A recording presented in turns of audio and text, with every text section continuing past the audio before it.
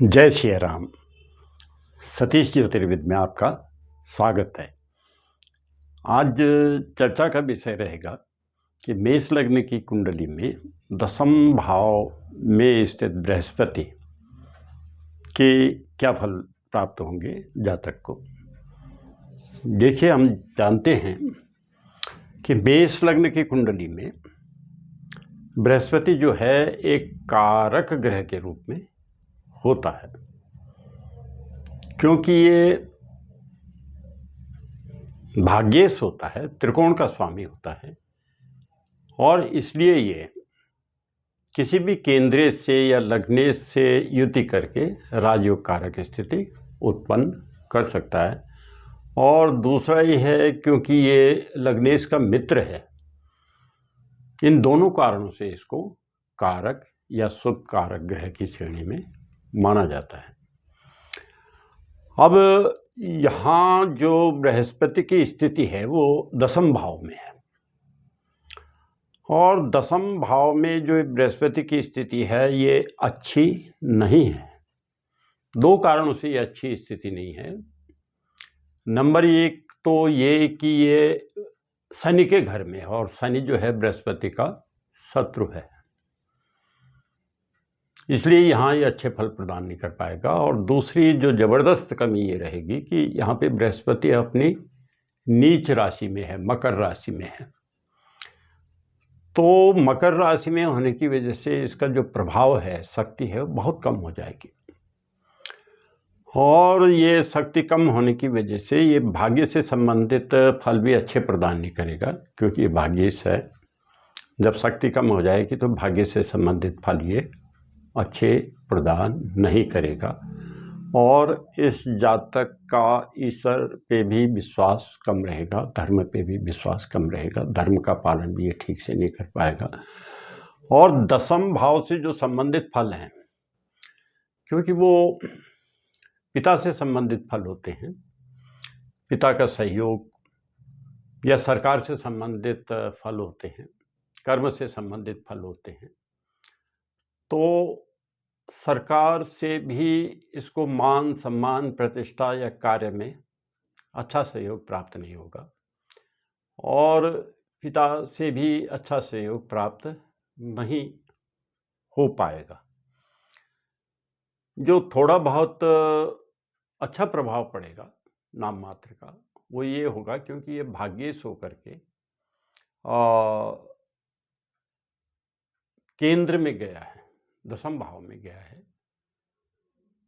इससे थोड़ा बहुत आंशिक प्राप्तियां इसको होती रहेंगी, क्योंकि ये भाग्येश होकर के दशम भाव में गया है। लेकिन कोई विशेष अच्छे फल इसको दशम भाव में रहने के प्राप्त नहीं हो पाएंगे, और दशम भाव से संबंधित फलों में इसको लगभग निराशा ही हाथ लगेगी। यहाँ हम ये देखते हैं कि ये बृहस्पति बेश होकर के भी दशम भाव में गया है और नीच राशि में चला गया अपने, तो इसलिए व्यय भाव से संबंधित जो फल हैं वो भी इस जातक को अच्छे प्राप्त नहीं होंगे।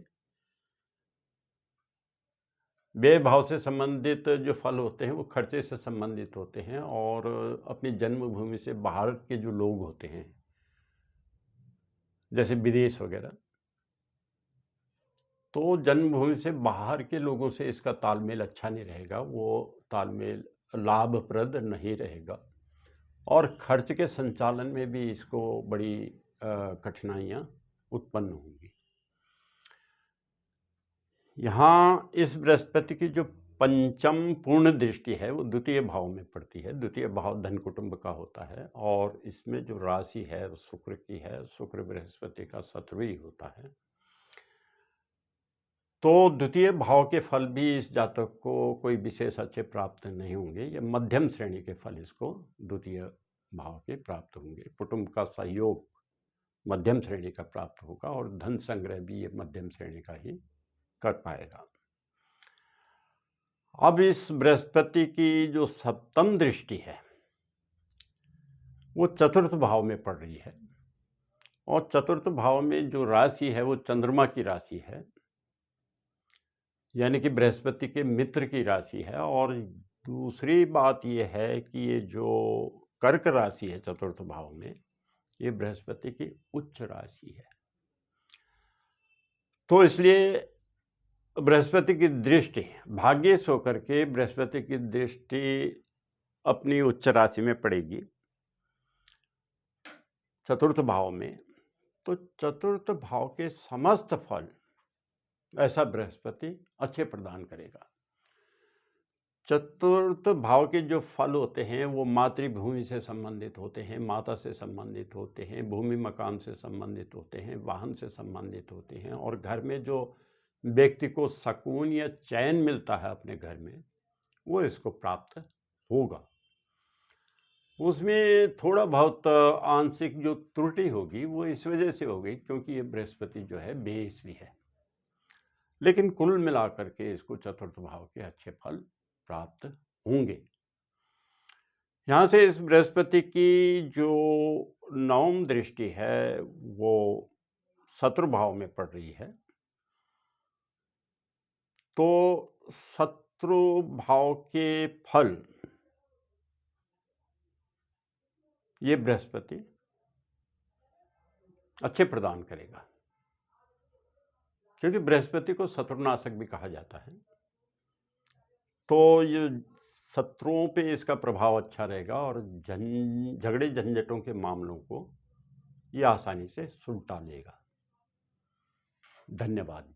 जय श्री राम।